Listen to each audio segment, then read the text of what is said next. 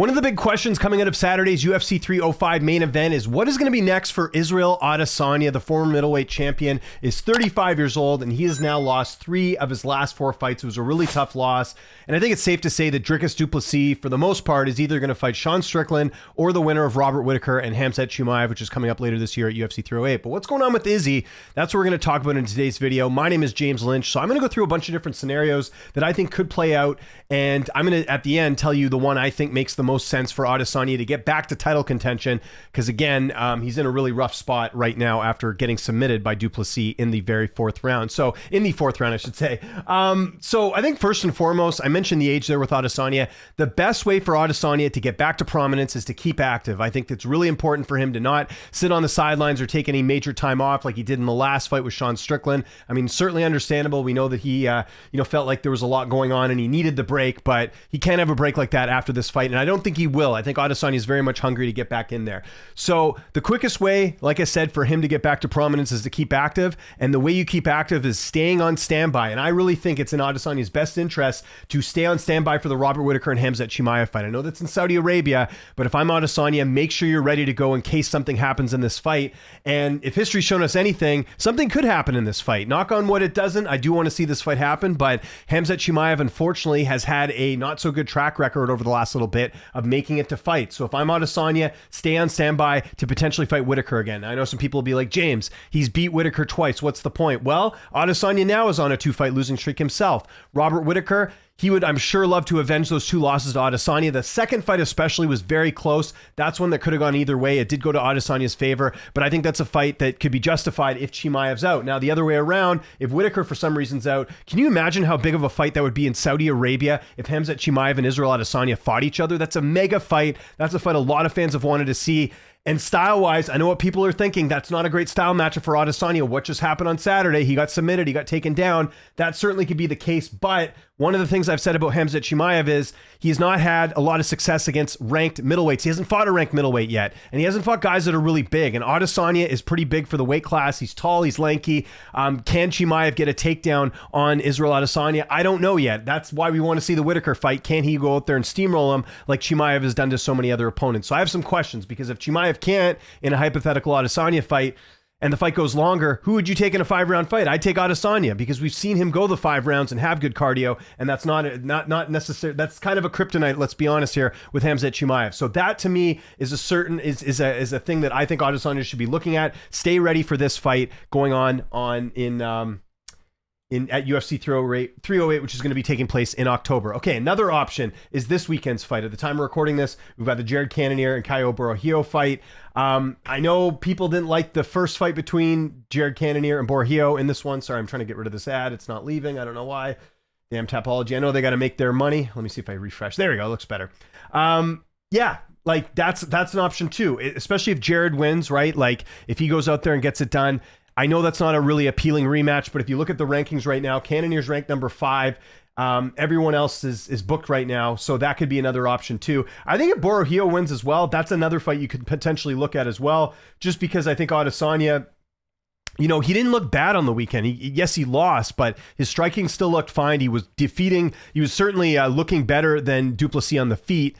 It was really landing well with those body shots. Like, I think these are winnable fight. Either one of these guys, whoever wins, I think that's a winnable fight for Adesanya. And the key thing here is getting a couple fights. Like, I don't think he can just win one fight. I think Adesanya needs to win at least 2 fights to get back into title contention, just because he's now lost 2 in a row. So if you want to rack up a quick win, I think the winner of this works out just because of the timing, right? Adesanya fought last weekend. This fight's taking place this weekend. And then the other option, obviously, is Nasruddin Imavov against Brendan Allen, the winner of that fight. Imavov ranked a little bit higher than Cannonier at number 4. If he wins, that could make a lot of sense, but I think even if Brendan Allen wins, that's another potential fight here for Adesanya. I know these aren't the biggest names, these last 2 that I mentioned, these last 2 fights, but it's about keeping active, it's about getting wins, and it's about getting back to title contention, so I think these certainly fit the bill. So that's what I think could happen at middleweight. I've seen some other people mention Yuri Prohaska, because there's talk about him coming down to 185.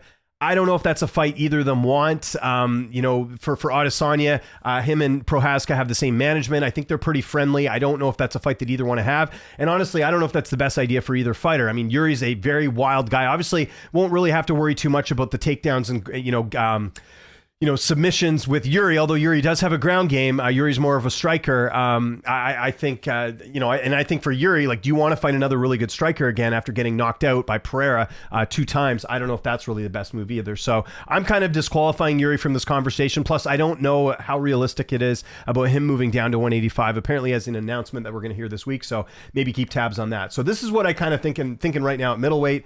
These are some options that could happen for Adesanya. But like I said, I think the key thing here is him being very active. Now, I've got a long shot scenario here, and I think this is something that actually could work out for Adesanya. So hear me out for a second.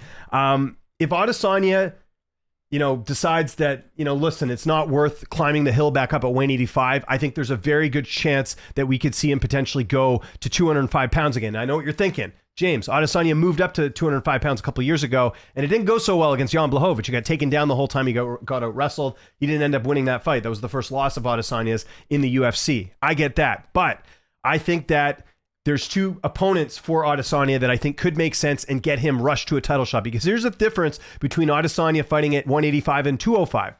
Adesanya at 185, I think he needs at least 2 more wins to get a title shot. At 205, I think he might only need 1 fight because he's got history with Pereira. He already has the win over Pereira. And what happened to Pereira when he lost to Adesanya? He also had 1 fight. That was against Jan Blachowicz, and that was enough to give him a title shot. Who's to say the UFC wouldn't do the same thing here with Adesanya at 205? So that brings me to 2 potential opponents here for Adesanya. The first one is Jamal Hill. Now, again, I think they might be friends or they might be buddies. There might be an issue there, but think of how big a fight Jamal Hill and Israel Adesanya would be. The winner of that undoubtedly gets, claimed to having a title shot. The other option is Jan Blachowicz. I just spoke to Jan today in an interview. He mentions December as the timeline.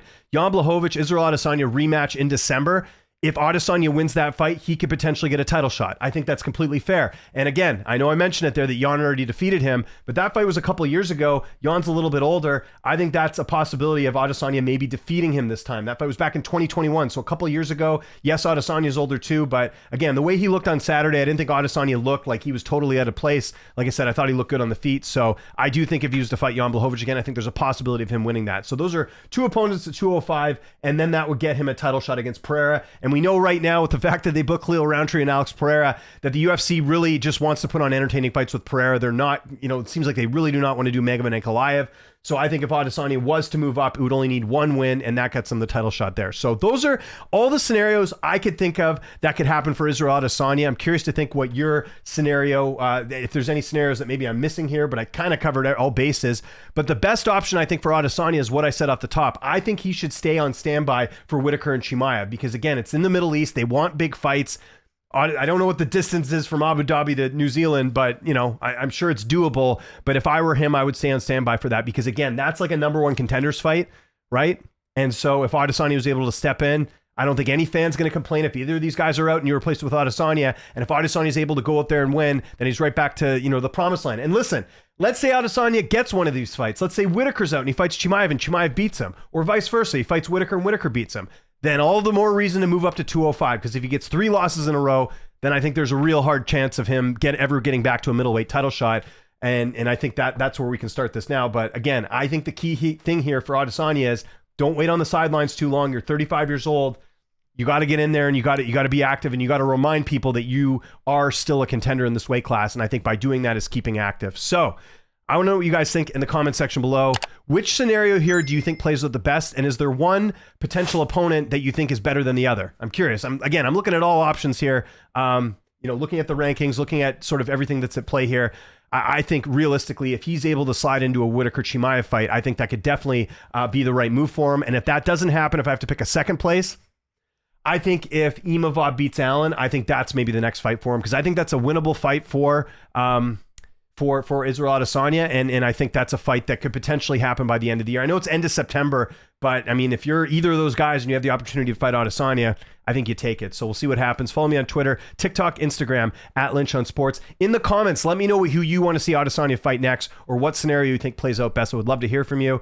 I'm James Lynch. Thanks so much for watching, and I'll see you next time.